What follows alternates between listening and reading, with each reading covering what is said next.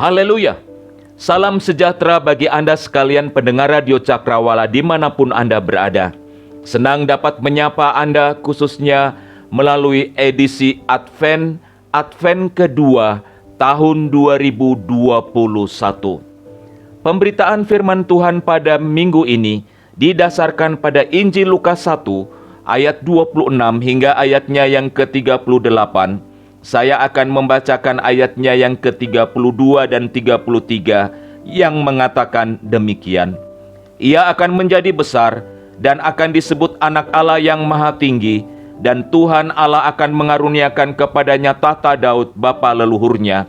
Dan ia akan menjadi raja atas kaum keturunan Yakub sampai selama-lamanya, dan kerajaannya tidak akan berkesudahan. Saudara-saudariku sekalian, sebagaimana yang telah saya sampaikan bahwa minggu ini kita masuk pada minggu Advent kedua. Dan harus kita sadari dan yakini, walaupun saat ini kita ada pada kondisi pandemi COVID-19, tetapi ada berkat-berkat tersendiri yang telah kita terima. Sebab tidak semua hal-hal yang negatif saja yang kita terima pada masa ini. Walaupun harus disadari saudara-saudara sekalian, saat ini pemerintah dengan gencar menyampaikan bahwa telah ditemukan varian baru yang disebut dengan varian Omikron yang ditemukan di Afrika, dan penyebarannya diperkirakan lebih cepat daripada varian Delta.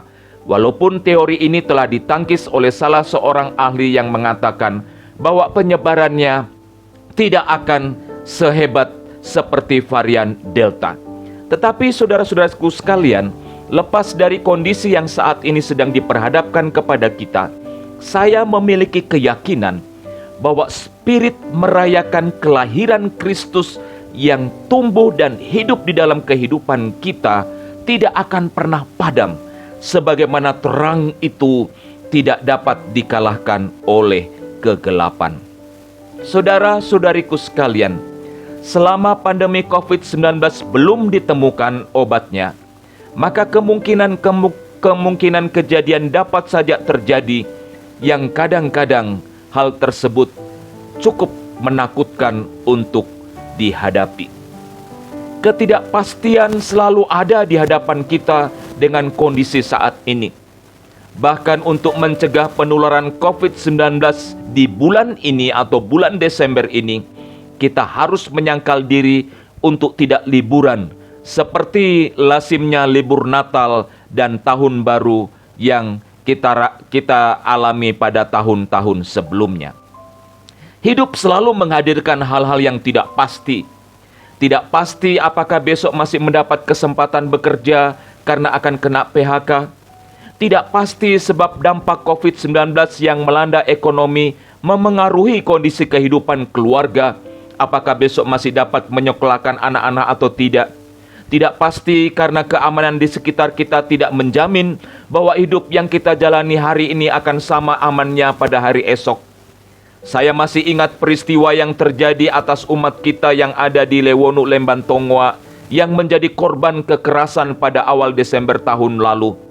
Dan masih banyak lagi ketidakpastian yang akan diperhadapkan kepada kita.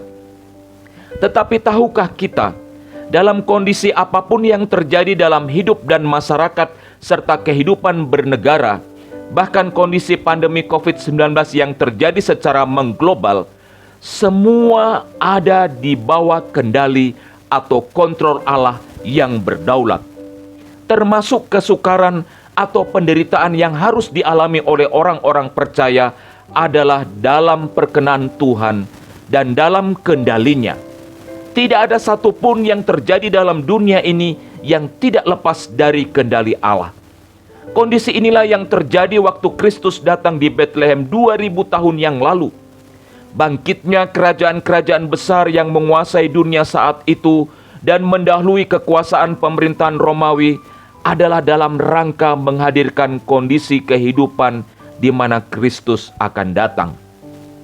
Dan bagi umat Tuhan, kondisi kehidupan saat itu adalah sebuah kehidupan di bawah tekanan, khususnya tekanan pemerintahan Romawi.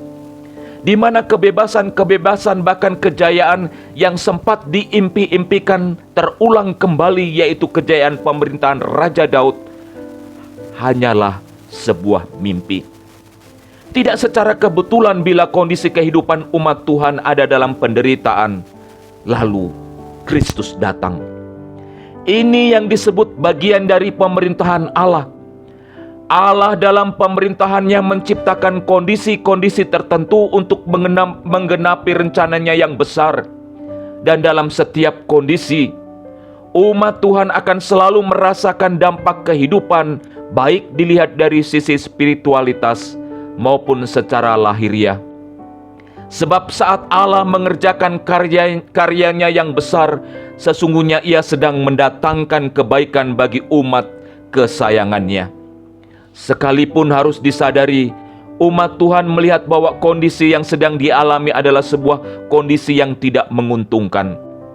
Pemerintahan Romawi yang berkuasa saat Kristus datang adalah kondisi hidup yang tidak membawa kesenangan bagi umat Israel.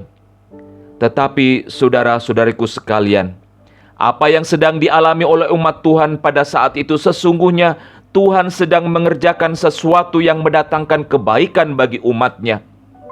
Umat Tuhan memang sedang menderita, tetapi justru saat itulah penggenapan itu terjadi.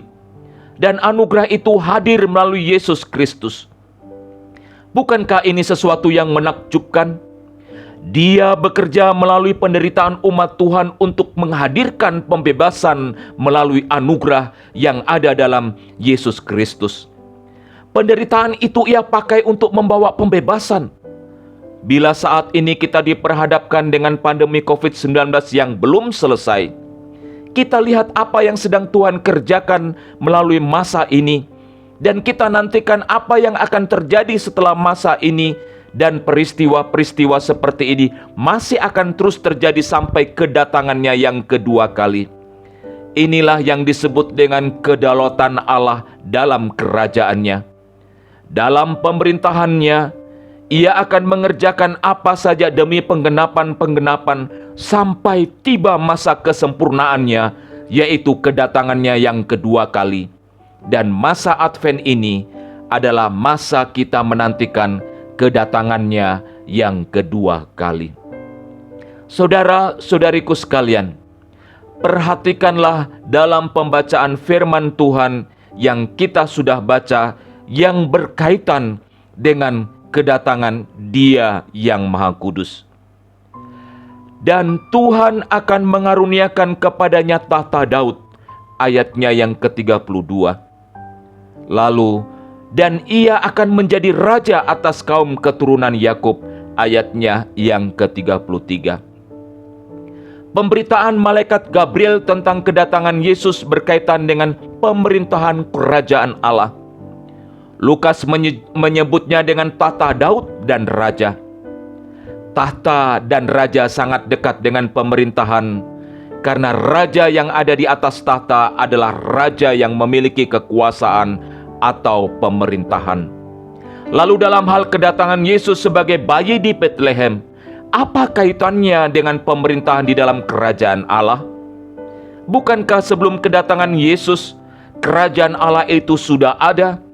Dan dalam konteks yang bagaimana sehingga pemerintahan kerajaan Allah terlihat jelas saat Yesus datang? Pertama-tama yang harus kita pahami adalah kerajaan Allah itu adalah kekal adanya. Dari sebelum segala sesuatu ada, sampai akhir dari segala sesuatu, pemerintahan atau kerajaan Allah itu ada dan akan tetap ada. Kerajaan Allah itu bersifat kekal. Kerajaan Allah itu bersifat dinamis dalam kekuasaannya. Kedatangan Yesus sebagai bayi di Bethlehem dan pelayanan selanjutnya selama 3,5 tahun di dunia menunjukkan sifat kedinamisan dari kerajaan itu. Pola pemerintahan dalam kerajaan itu diubah oleh sang raja seiring dengan kedatangan Yesus ke dalam dunia. Pada mulanya, pola pemerintahan itu bersifat intervensi. Allah dalam kekuasaannya mengintervensi dunia dengan segala yang ada. inilah sifat dari kerajaan Allah yang ada dalam perjanjian lama. Ia mengintervensi kehidupan sosial, ia mengintervensi kehidupan ekonomi, budaya, dan lain-lain. Ia mengintervensi pemerintahan dunia dan membangkitkan kerajaan demi kerajaan, dan negara adidaya yang satu dia bangkitkan, lalu negara adidaya yang berikutnya muncul. Semua dalam rangka ia menegakkan kekuasaannya. Ia memerintah dengan mengintervensi sebab dia ada dalam tahtanya yang kudus di surga. Tetapi saudara-saudariku sekalian, ketika peristiwa Allah berinkarnasi, saat firman menjadi manusia, pemerintahan dalam kerajaan itu tidak lagi mengintervensi, justru hadir dan menyentuh seluruh aspek kehidupan manusia. Seiring dengan kedatangan Kristus ke dalam dunia, maka pemerintahan kerajaan Allah itu masuk dalam setiap ruang yang ada di dunia ini. Tidak ada satupun yang tidak ada dalam genggaman pemerintahannya. Pemerintahan dari Regnum Dei atau pemerintahan kerajaan Allah dalam bahasa Latinnya melampaui kejayaan pemerintah, melampaui kerajaan-kerajaan yang berkuasa pada saat itu, melampaui negara-negara adidaya. Sebab kita tahu bahwa pemerintahan kerajaan Allah sehubungan dengan kedatangan Kristus datang ke dunia adalah pemerintahan yang bersifat kekal. Oh saudara-saudariku sekalian, kita lihat seperti apa pemerintahan kerajaan Allah itu yang datang melalui Yesus. Ketika Yesus datang sebagai bayi yang lahir di kandang Bethlehem, sesungguhnya pola pemerintahan dari kerajaan Allah yang mengalami perubahan itu sudah nampak. Coba lihat dari sikap orang Majus. Orang sering menyebutnya dengan raja-raja. Kalau kita menggunakan istilah ini, maka raja-raja itu datang dari negeri timur. Para ahli umumnya menyebut bahwa negara asal dari orang Majus adalah Persia. Dan saudara-saudariku sekalian, raja-raja Persia datang menyembah bayi Yesus. Sungguh menakjubkan bahwa kerajaan yang tidak mengenal Allah, raja-raja yang tidak mengenal Allah, tetapi justru saat Yesus datang ke dunia sebagai bayi yang lahir di Bethlehem, raja-raja itu datang dan menyembah bayi Yesus, yaitu Dia yang Maha Kudus. Raja segala raja saat itu ada bersama-sama dengan manusia, mulai mengendalikan pemerintahan dunia. Itu sebabnya saudara-saudariku sekalian, kerajaan-kerajaan di Persia tunduk pada bayi Yesus yang kudus.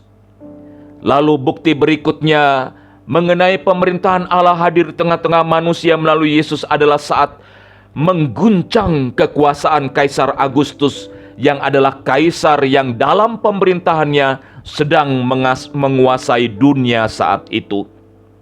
Saat Yesus masih ada dalam kandang pun, ia melalui Bapa telah menggerakkan Kaisar Agustus untuk mengadakan sensus penduduk dunia.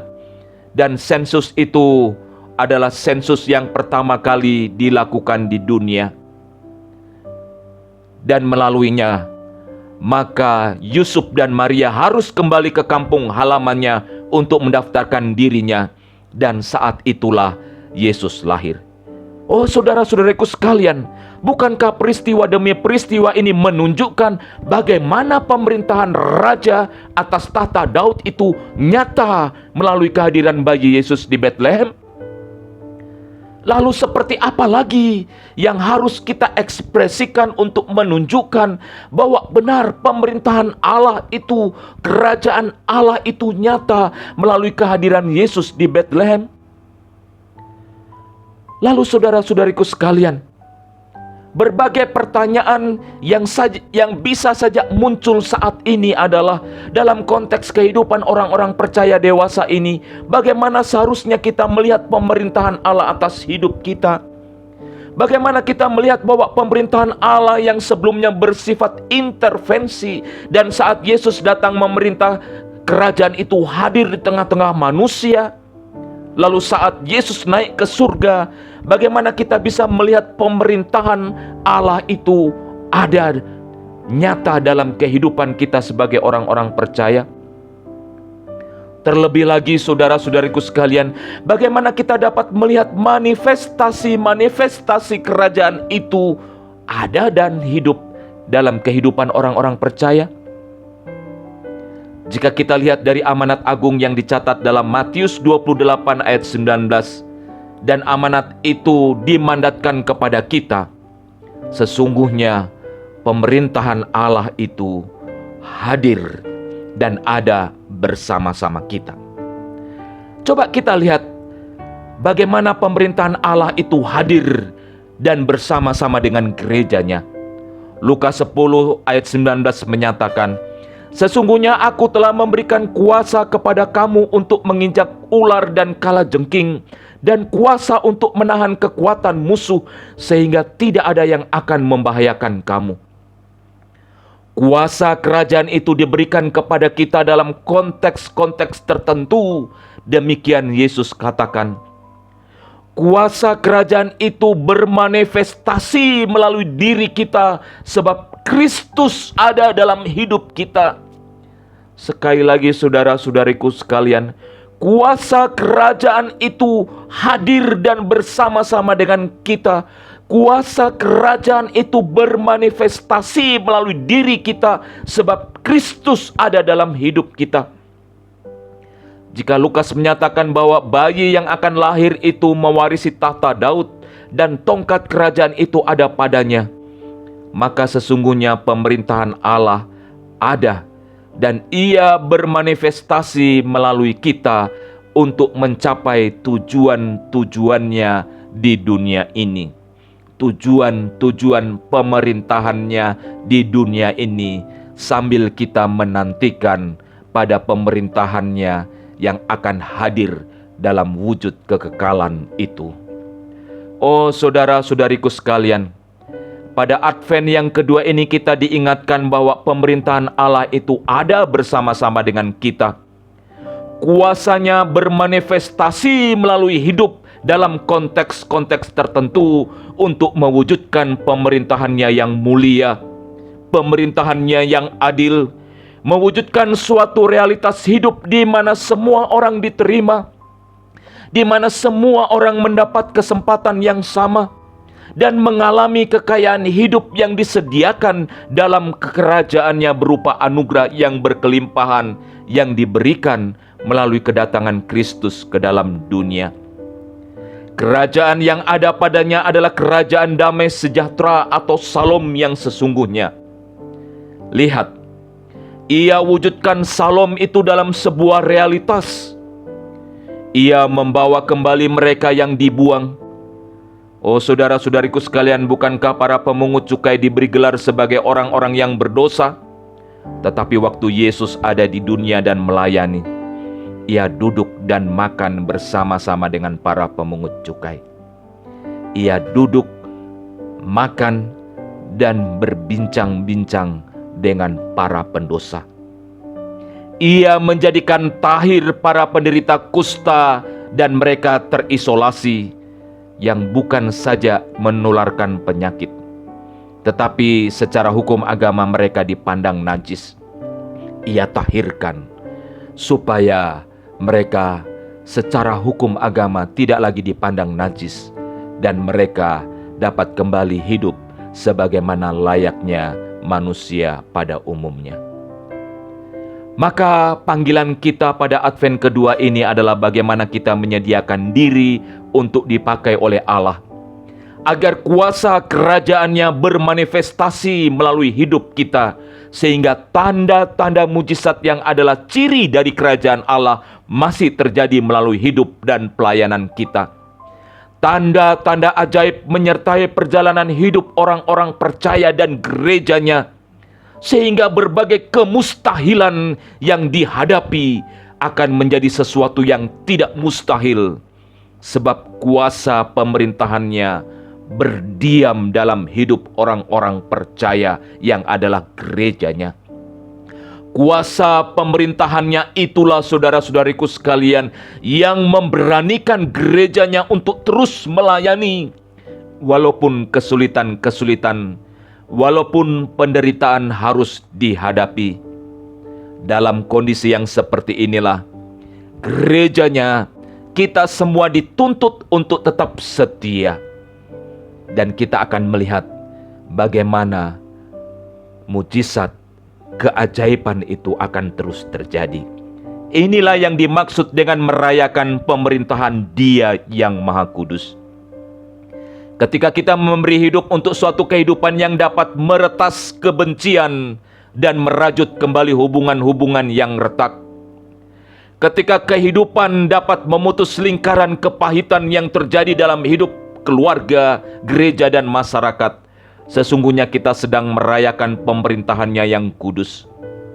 Merayakan pemerintahan Dia yang Maha Kudus dapat terjadi saat kita hidup dalam anugerah, dan anugerah itu adalah anugerah ilahi datang melalui Dia dalam wujud manusia. Hadir di tengah-tengah manusia, berinteraksi dengan manusia, merasakan penderitaan manusia, bahkan bukan hanya merasakan tetapi memberikan kelepasan. Anugerah ilahi yang bukan hanya ada di tempat yang mulia atau surga, tetapi ada di tempat yang kotor dan hina. Dan dalam ruang-ruang yang kotor dan hina, anugerah itu bekerja, membaharui, dan menyucikan. Sehingga anugerah yang datang dan bekerja melalui manusia batinia memunculkan karakter hidup yang terlihat, terasakan, dan berdampak dalam komunitas-komunitas yang ada dalam masyarakat. Dan komunitas tersebut akan membentuk komunitas yang lebih besar dan mengglobal, sehingga benar bahwa anugerah itu bekerja dan menerobos batasan ruang dan waktu, menjangkau setiap generasi. Dan oleh karena anugerah itu, manusia yang kotor disucikan dan dibawa ke tempat yang mulia. Itulah anugerah ilahi di dalam Yesus. Oh saudara-saudariku sekalian, sebagaimana tema teritori tahun 2021 ini adalah merayakan refleksi kekudusan di dalam Kristus. Maka saat kita dapat merayakan pemerintahan Allah melalui wujud nyata tindakan hidup yang mendatangkan kesejahteraan bagi orang lain yang kita lakukan oleh karena iman kepada Kristus, sesungguhnya kita sedang merefleksikan kekudusan Kristus itu dalam sebuah tindakan nyata. Berikan dirimu untuk Allah, agar manifestasi kuasa kerajaannya akan terus terjadi dalam hidupmu. Berikan dirimu untuk Allah, agar Ia dapat menggunakan semaksimal mungkin, sehingga benar-benar melalui hidupmu akan terefleksi karakter Kristus yang suci dan mulia bagi dunia ini. Tuhan Yesus memberkati kita semua. Mari kita berdoa. Bapa dalam kerajaan surga, hamba-Mu telah selesai menyampaikan firman-Mu, dan kami berterima kasih ya Tuhan, karena pada tahun ini ketika kami dapat merayakan refleksi kekudusan Kristus, maka sesungguhnya kami juga dapat merayakan pemerintahan-Mu, kerajaan-Mu di dalam dunia ini melalui kehadiran Dia yang Maha Kudus. Terima kasih karena kami diberanikan agar kami terus menyediakan hidup untuk dapat dipakai oleh Allah, agar manifestasi-manifestasi kuasa kerajaan itu akan terus terjadi melalui kehidupan kami. Hidup kami boleh menjadi berkat bagi suami atau istri, hidup kami boleh menjadi berkat bagi anak-anak, hidup kami boleh menjadi berkat bagi masyarakat dan gereja di mana kami bersekutu di dalamnya. Kami mau berdoa kiranya pendengar Radio Cakrawala yang saat ini sedang mendengarkan firman ini, mereka akan dijamah, mereka akan dibaharui, dan biarlah mereka akan terus memberikan hidup mereka bagi kepentingan Allah dan bagi keselamatan jiwa-jiwa di dunia ini. Diagungkan dan dimuliakan Engkau ya Bapa. Di dalam nama Yesus Kristus kami naikkan doa ini. Amin.